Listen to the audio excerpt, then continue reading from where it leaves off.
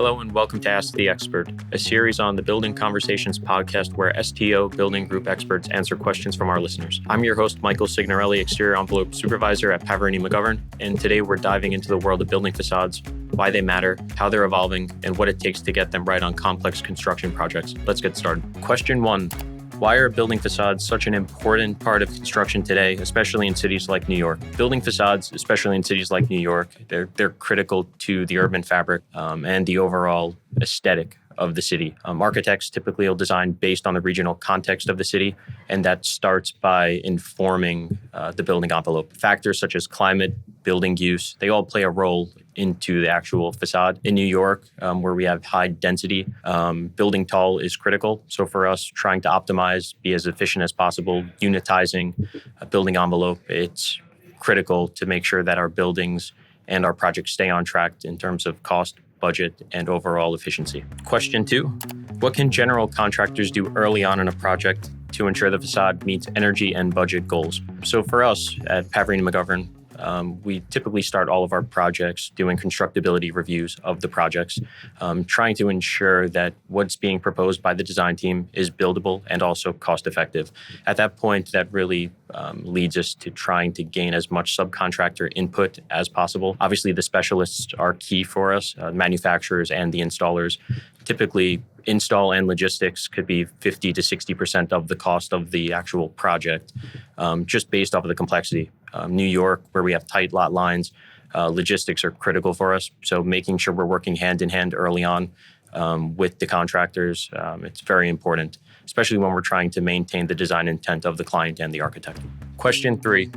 You've worked on design assist projects on complex facades with design teams. How does this process help the project go more smoothly?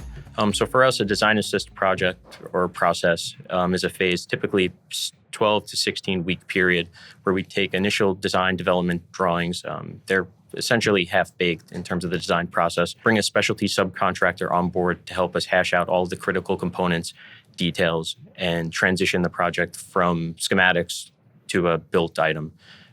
This usually takes place during the first 4 to 8 weeks. We're developing system design components, establishing sight lines, glass types, material samples, trying to ensure that we are maintaining and meeting the design intent in terms of the building aesthetic. At that point, we transition the system drawings into visual mock-up drawings, develop a scope for the visual mock-ups, performance mock-ups, and by the end of the 12 to 16 week period, we have a comprehensive set of drawings, system design drawings, which we then transition into the constructability mock-up and also shop drawings for the project. Question 4. How can a well-designed facade help reduce a building's carbon footprint? So what we're seeing a lot right now in New York with Local Law 97, there's a big push to try and reduce a building's carbon footprint. Local Law 97 really impacts existing buildings. For existing buildings, we're looking at ways to retrofit curtain wall, facade items, facade elements to actually inform the building's performance.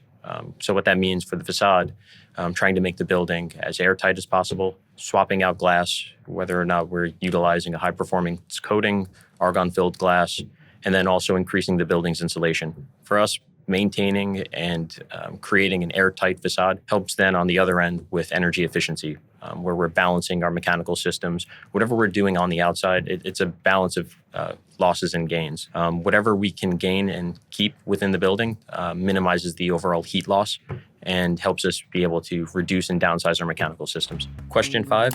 What are some of the biggest challenges you face in the field when it comes to installing building envelopes?